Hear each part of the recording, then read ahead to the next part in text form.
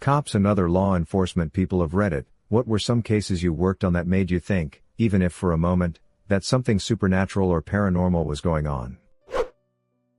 I have posted this before, but here is my possessed woman story. Spoiler alert, as a result of posting this last time, users suggested she could have suffered from catatonic schizophrenia. Was driving along and found a girl just standing in the middle of the road. My initial thoughts were to tell her to pay attention, but it was clear that while the lights were on, nobody was home. During my whole time with her, she never uttered a word. I was left in a weird situation. She had done nothing, clearly needed help, but medically nothing seemed wrong. As I am pondering what on earth I should do, the girl suddenly starts spinning. Now spinning is not illegal, and I'm starting to think this girl is one of those protesters that wind up police. I've dealt with troll station before, so I think crack on, spin to your heart's content. Then she loses her balance and falls, whacking her head on the side of the police car. Great. So I call an ambulance, but she seems fine. Still not talking, but she is looking up at the sky. It's a nice day, so fine, enjoy the sun. I do some writing and look back at her now bright red face and watering eyes, and realize she is trying to damage her retinas by forcing herself to look directly at the sun. That's a new one on me, so now I'm holding a book or something above her to shield her eyes.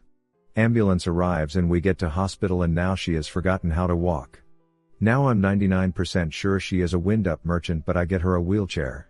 In the wheelchair she strikes up I'm a little teapot pose, and keeps this up for the next hour. Zero movement, just frozen with her arms out.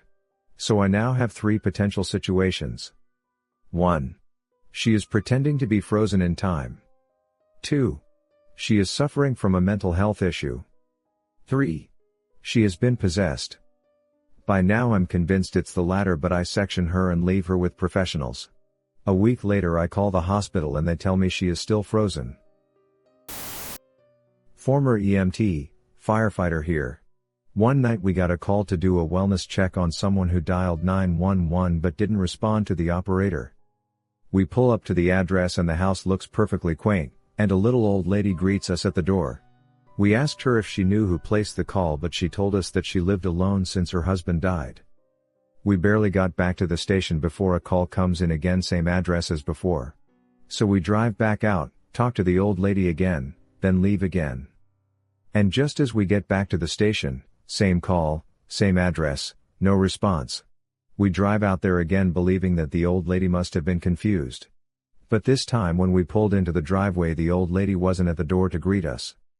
There was no reply at the door, but it was unlocked. We take a peek inside to find the old lady was on the floor and wasn't breathing. We rushed in to help and got her to a hospital in stable condition. When she woke up in the ambulance, she still claimed that she never called us, and that we arrived almost immediately after she had fallen. It was a 15-minute drive to her house from the station. Before she was admitted to the hospital, she asked me and another EMT if we could bring her knitting needles and bag of clothes to her in the hospital. I offered to pick up her stuff because I had a friend who lived in that area and we were gonna hang out anyways. I pick up my friend and drive to the lady's house. I ran inside to grab the bag and knitting stuff while my buddy sat in the car. But just as I was leaving, I swear I felt a hand on my back and heard a voice say thank you. When I get back in the car, my friend asked me, why couldn't the lady's husband bring her stuff to the hospital? I explained that her husband was dead, but when I said that, my friend said, but I saw an old guy in the window. He smiled and waved at me. At first, I refused to believe in anything supernatural, so I called the police and asked them to do a sweep of the house. I thought it was a squatter. Nothing was out of the ordinary and no one was inside. I later brought my friend to visit the lady. He started describing the old dude who was in the window, but the old lady almost immediately started tearing up and said, "That's my Harold." Obligatory not my story, but when I read this I thought it was pretty effed. An elderly lady phoned 911 and requested that they send some policemen down to her house because she saw a shadowy figure lurking in her backyard. She was living by herself at night and didn't feel safe watching someone through her window. When the policemen arrived, the door was unlocked. They walked in and found the lady seated facing the window, and they went to go check the backyard. There were no signs of anyone attempting to break and enter, and nothing was missing. She had very tall fences surrounding her property, making it nearly impossible for anyone to get into it. They did, however, find footprints on the inside of her home. It was quite possible that she had left the door unlocked and wasn't looking outside, but rather at a reflection of someone inside of her home behind her. EMT here, once had a call at our local mall. Show up and an 8-year-old was having breathing problems. Her mother, aunt and cousin had just been caught stealing, and it was late at night. We assumed the breathing problem was stress-induced. Once we got into the back of our unit, she looked my partner and myself in the eyes, and said that she lived at a bad place. She said she lived with demons, and I crap you not, as she described the demons, her heart rate plummeted to 90 BPM to 45 BPM in a matter of seconds. My partner and I looked at each other and immediately started trying to lighten the mood and preparing for a code. She ended up being okay. I will never forget that experience. Edit, yes, once we had her stable, police were definitely involved. My medic contacted CPS as well. My grandpa was a RIO in Vietnam. Basically, the guy who told the pilot where to go and what was ahead. One day him and his team are finishing up a mission, and one of his buddies in another jet barrel rolls over them. He then descends into the clouds. They never saw them again. He just vanished. They searched for weeks but no crash site, no communications, nothing. Just poof, gone. This is unexplained, and probably just coincidence, but I still never mention it to my coworkers. I spent some time as a homicide investigator. We would respond to all apparent suicides and investigate them just to make sure it wasn't a homicide. Usually we determined a motive for suicide and found a note or other indicator that the person killed themselves. One guy just taped a note to his chest that said, "Happy now, bitch?" and made sure his wife found him after he hanged himself. But occasionally you get a case where all forensic evidence indicates that the person killed themselves, but there's no note and no discernible reason why this person would be suicidal. These are people in good health with decent careers and a seemingly happy family life. But who knows what's really going on with someone? Here's the part that freaks me out. I've worked maybe 10 suicides like this. The last 3 before I left homicide all had the same thing at the scene. These was a little decorative wicker lighthouse at each location. It was the same lighthouse, same design and painted white and blue. It stuck out to me the first time because it was by the bed where the body was. But 2 weeks later I saw the same darn lighthouse on another suicide, and even pointed out the coincidence to a patrol officer. A few months later I go on another suicide and I see that same wicker lighthouse. That's when it clicks that it's always been unexplained suicides. I go back and look at crime scene photos from every suicide I've worked. In 2 of them I see what could be the wicker lighthouse, but the angle is off and there's too much junk around to say for sure. I dunno. I thought it was creepy as hell, but I transferred a couple of months later and I let it go. Mate, you're going to wake up one night, and there will be a decorative wicker lighthouse on your bedside table. Not law enforcement but paramedic/fire. Late summer night, responding to a call in a rural area. My partner and I were driving down a winding 2-lane highway in the middle of nowhere. No light of any kind other than the headlights and moon. We're coming up on a sharp right turn when I see a man traveling across the grass from an area of brush. He's moving very quickly and smoothly as if hauling butt on a bicycle. No up and down motion like running. Obviously, I'm pretty confused about a hillbilly on a bike in the middle of the night, but not surprised. He comes to a tree and stops. It's about this time we're driving by him. Look out window and see a man standing next to this tree with no bike or anything in sight. Just standing there staring at the truck passing by. My hair is standing up. We continue towards the call and I ask my partner if he had seen that guy. His response is, "Man, I thought I was crazy." I was an EMT for a while. We got a call about someone who was riding their bike at a breakneck speed, when they hit a car head first without a helmet. We went over immediately. Despite the fact that it was broad daylight, and we were in the middle of suburbia on a Saturday, nobody even came to check on this poor guy. Seriously, the streets were empty. Usually a massive crowd gathers around violent accidents like this. So, his skull was pretty much smashed in and he was unresponsive. It was the worst head injury I'd ever seen. We assessed that he had a major skull fracture, a concussion, and he was bleeding profusely. He was also missing teeth and had a minor road rash, but fortunately he wasn't missing much skin. To give you an idea of how bad it was, this was the kind of injury that most people don't survive. If you did survive, you'd basically be a crippled vegetable. Normally we would have moved him off the road, but when someone has a head/neck injury, that isn't very safe. My partner, who was also training me as I was still kinda new, went to check his pulse while I began to unload our gear. He crouched down, felt for a pulse for a while, and then stood up and opened his mouth to say something. Suddenly, the guy effing jumped up. He didn't use his arms to pick himself up, he just effing jumped to his feet. It startled the two of us. He looked at us, smiled, and attempted to grab his bike. We tried to stop him, but we didn't exactly want to wrestle him to the ground given his condition. He gets away from us and bolts into the woods without his bike. My partner was in even more disbelief than I was. He just stared at where the man had run off, mouth agape. Then he turned to me and muttered, "He had no effing pulse, man." I asked him if he was sure, and he swore up and down that the biker was clinically dead. We contacted the authorities for assistance, and they sent a search and rescue team into the forest. I don't know if he was found or not, because we normally don't get much information about patients after they go to the professionals. Keep in mind that this was the Pine Barrens, so they had a lot of ground to cover. My best guess is that he went to a loved one's house out of confusion. What I found odd about that is, head injuries bleed like effing hell, so you'd think the guy would leave a long red trail of blood for the cops to follow. My dad used to work as a correctional officer at Goulburn Jail in Australia, which is probably one of the oldest and hardest prisons there. A story he tells of his time there is one I always remember.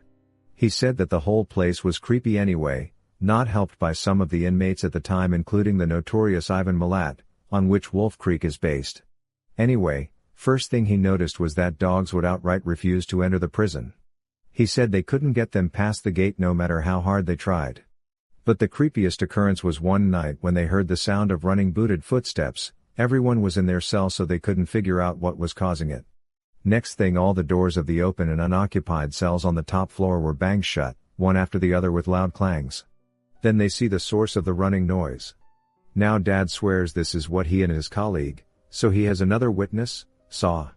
Apparently, they looked up and saw what looked like disembodied hobnail boots run down the aisle right over their heads, banging as they went. Dad decided to stop working in the prison not long after this. Super creepy. Cop here. Partner and I were dispatched to a welfare check. Elderly guy, nobody had seen him in a few days, mail overflowing in mailbox, missed a doctor's appointment, car hasn't moved, etc. We both know we are about to find a body. We arrive on scene and can't get anyone to the door, look through the window, and sure enough, we can see his foot on the floor in the living room. My partner is a corporal and pulls rank and makes me go first. Door is unlocked, and as soon as we open it, we smell a mostly fresh dead body. Almost relieved, we both enter and he tells me to check vitals on dead dude. He is obviously dead with lividity, dried feces on him and dried saliva around his mouth. So I go to stand over him and see if I can get a pulse, at which point he takes a deep breath, rolls over, and asks why we are in his house. At this point we both start screaming "oh craps" and "what the F," as we both run out of the house. We called EMTs and they transported him. Said they couldn't get a blood pressure or pulse on him. I think he died a week later in the hospital. I still get jokes about raising the dead. I am a CNA in a local hospital. One of my patients just had a quad bypass, open heart surgery, and I went in to check her vitals. The room was dim and the hall was quiet. I'm looking at her and in the corner of my eye I see something drop from the ceiling out of nowhere. It makes a big clunk sound and I turn to see what it could be. There's nothing there. At that moment my patient looks up at me and say, "My dad's here." Passes back out. I finish my job and leave. When I would go to that floor again as a floater, I would hate to go into that room. This is a good supernatural/paranormal story rather than a creepy one. I'm a detective and spent some time as an expert on sex crimes and crimes against children. It was the best/worst assignment I've had. One case I had came in at midnight. A young woman with a toddler comes into one of the precincts to report her ex-boyfriend raped her during a custody argument. Long story short, it was legit and one of the most violent and sadistic cases I've ever had, so I'll spare the gruesome details. I still have no idea how this woman made her own way to a precinct with a toddler. Part of the investigation requires me to talk to the toddler. Victim said the toddler was present for everything. I'm a child forensic interviewer as well. During the interview, the toddler recalls their father becoming angry and hitting the mom. Then, the toddler said that the nice woman showed up and she couldn't see past the nice woman. The nice woman held her and told her that they were both going to be safe, and sang her a song in a different language. The toddler said the nice woman went over to the front door and knocked on the door. Then, the nice woman helped them and their mom to the car before flying away. In the victim's interview, she said that her ex-boyfriend had a knife to her throat and put it to the skin to cut her throat open, but he got distracted for some reason then ran out of the apartment. She had no explanation why. The suspect was caught about 8 hours later. He confessed to absolutely everything. When I asked him about the knife to the throat, he said this: "I swear to God I was gonna cut the bitch's throat open. But I thought I heard a knock at the door and thought it was the police. Once I saw it was clear, I ran outside." He is now serving life in prison and the mom and toddler are safe and doing well. I'd love to know more about the nice woman. I work in a pre-Civil War town that has lots of antebellum homes that survived the war. Ghost hunters have been to the town on several occasions. There is this one antebellum mansion that is more of a museum that gets alarm calls semi-frequently. Every time the side door to the house is open and the kitchen has all cabinet doors and drawers open. Every effing time. The caretaker says it's been happening since she started looking after the place about 30 years ago. We don't clear it without backup. EMTs. Called to a house with police at around 3 a.m. Relatively small shared house with a lot of rooms and people who don't know each other living there. Caller reports that there is blood everywhere, all on the walls, staircase, in the kitchen, on the doorstep. He thinks one of the upstairs residents is into dodgy stuff, which I assume was meant to be drugs or crime of some kind or whatever. Well, we open the door and sure enough, there is blood everywhere. It's all on the floor and all the way up the stairs. It goes into the kitchen too but stops at the back door. There's a pool on the front doorstep but not a big one. A couple of cops go upstairs ahead of me. I'm there thinking, well crap, if someone's lost this much blood, there isn't a great deal we can do for them anyway. And if whoever did it is still in the house, we're about to have a major scrap on our hands. In the UK, police are unarmed. We go to the door, the dodgy guy is in and knock. He kinda answers like, yeah? The cops say they're police and they need to have a word with him. He comes to the door in pajama trousers and says he was asleep. He's not injured and has no blood on him. There's none in his room. He lets the cops have a search and his room is all fine. Seemed like a regular guy to me. We speak to all of the other neighbors in the house and the cops search their rooms, and nothing. No one heard anything, that they told us anyway, and no one had anything suspicious in their room. There was no blood in anyone's bedrooms, it was only on the stairs, hallways, kitchen, and front doorstep. The two cops call for a dog unit to attend and search the area. The dog arrives but tracks the blood no further than the front doorstep. Whatever had caused that blood to be there seemed to still be in the house, and we had no idea whose blood it was. Thought it could potentially have been an animal's blood somehow, but unless it was a large animal there was way too much for that. And I hope we'd have found a bleeding large animal in our search. I had control pestering me to redeploy to another job, so I thanked the cops for helping me clear the house and said I had to go. They said they were gonna go do a wider search and then resume, as well as there was nothing they could find. I never heard any more about it, and as far as I know there was no murders or anything like that reported after that incident, so it's still an absolute mystery. Not a cop but had one tell us a story. When I was in like Gr. 6 I lived in Prince Edward Island. We had the opportunity to talk to an officer. It was supposed to be like a DARE program thing. At the end we got to ask questions, and of course there'd be the typical questions that kids would ask like, did you ever shoot anyone? He shot at, but didn't actually shoot anyone, or so he told us. Then someone asks, what's the creepiest thing you've seen? I probably don't remember all the details because it was years ago, but it went kind of like this. There was a small island just off the coast of and one night people had called the police to report a baby crying from the island. The police show up, and sure enough they hear a baby crying. They make their way over to the cries, but when they get to the island the crying stopped. They searched everywhere and guess what they found? Nothing. No baby or any sign that someone might be there. They started to leave the island and immediately the baby crying starts up. Of course they go back, and it stops. I can't remember how long they were looking, but they haven't found anything, and you could tell it has been bothering him for a long time by the way he talked about it. It always creeped me out and I doubt I'll ever forget about it. Weird things happen on pay. Police officer working the desk 1500 to 2300, fire alarm signal goes off. Many years ago the police department offered alarm monitoring service, still had 10 to 12 places that were hardwired and it would require pulling apart a lot of equipment to disconnect the system, so we just kept it going. First shift dispatch is already punched in, so she took it. I'm headed out the door to the fire department when 911 rings from the same address. I answer it.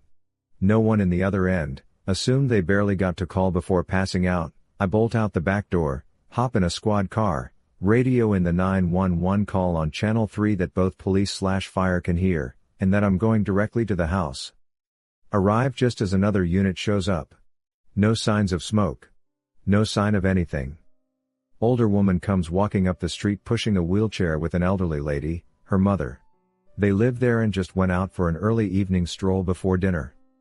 Tell them what we have going on. Nobody else lives there. And as far as the elderly lady can remember, the alarm was disconnected from the house years ago during some renovations.